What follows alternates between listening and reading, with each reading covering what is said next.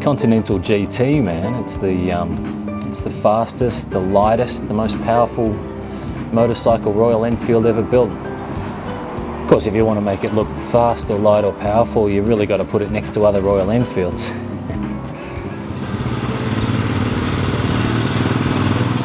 535cc single cylinder engine. It's classic.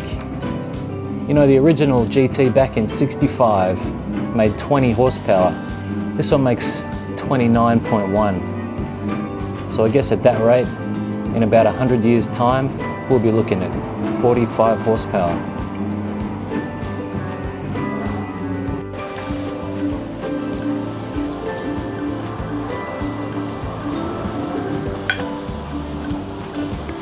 When you buy an Enfield, you're really buying into 120 years of history. It was once the pride of England, now the pride of India.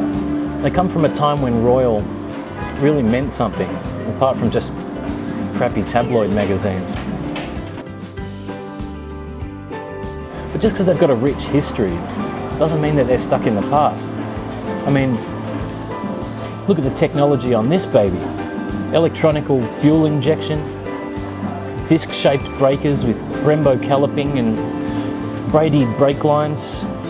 The shockers are yellow. There's digital things.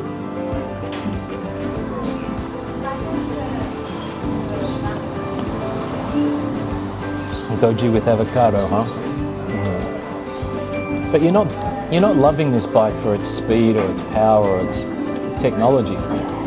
Not this one. This is all about style, man.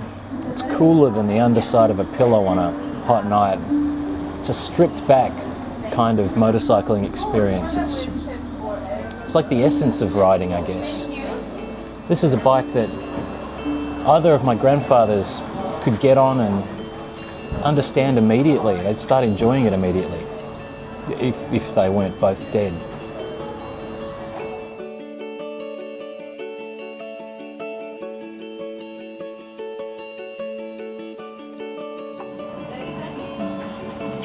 You know, when I roll up on this bike, I can just tell that people think of me differently. I can see it in their faces. They think I'm the kind of guy that spent hours and hours in a musty shed wrangling oily tools and bringing this old dunger back to life. They think, I want to hang out with that guy. He's got values. He understands the value of things. I bet he could introduce me to a heap of bands that I've never heard before and take Polaroids of me. Yes, it came out of its crate less than a week ago, and sure, cost less than 10,000 Aussie dollars to buy, but they'll never know that. Most of them would never guess.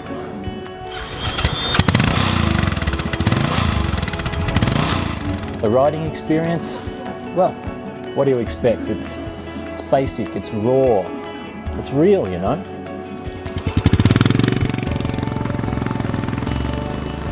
You can feel the clutch just clutching as you let it out.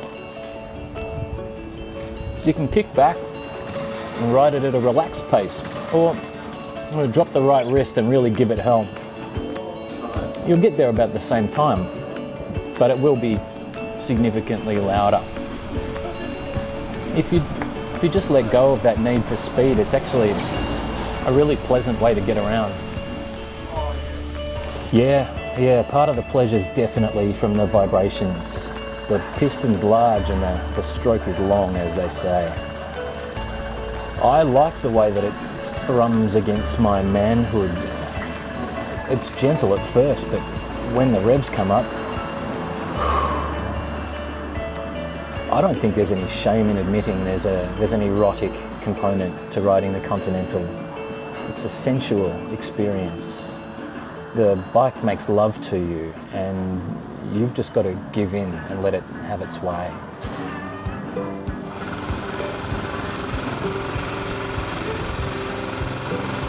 The first time I rode it, I thought I might have forgotten my 3D glasses. You can't see much in the mirrors, but then why are you looking backwards anyway, man? It turns okay. It handles pretty well. but you need all 4 fingers to get the brakes to wake up. And I keep a set of rosary beads for when I need to overtake in the twisties.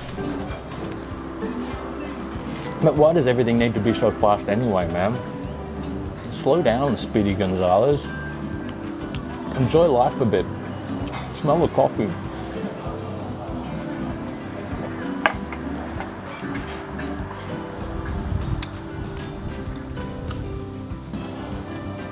Yeah, I thought I was gonna look pretty badass kicking this baby into life. Turns out it's pretty good exercise. It's like a little built-in exercise bike. I've only got it started twice, but I've lost a couple of kilos, so that's good.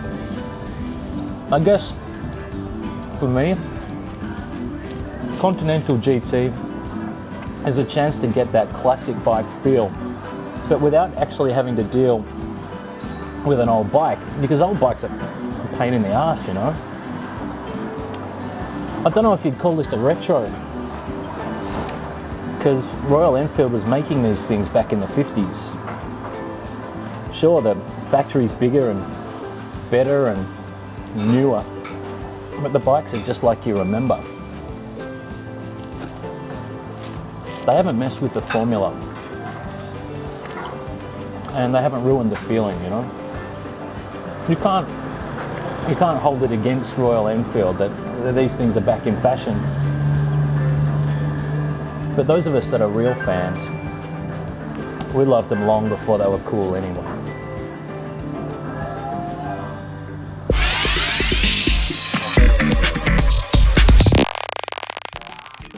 Hey guys, thanks so much for watching. I hope you enjoyed the different approach we took with the Royal Enfield Continental this week. If you'd like to know more about that bike, there's a button up here which will take you to gizmag.com for a words and pictures article where we take things just a little bit more seriously. If you want to see more motorcycle videos, there's a link here to the Lightning LS218, which I think is an amazing and significant motorbike, and the Benelli BN302, which is our first learner class bike review right here. So don't forget to check those out. Right now I'm riding the KTM Super Duke 1290R, which is an absolutely crazy machine. So don't forget to click subscribe, and we'll have a video up about that in the next week or two. See you later.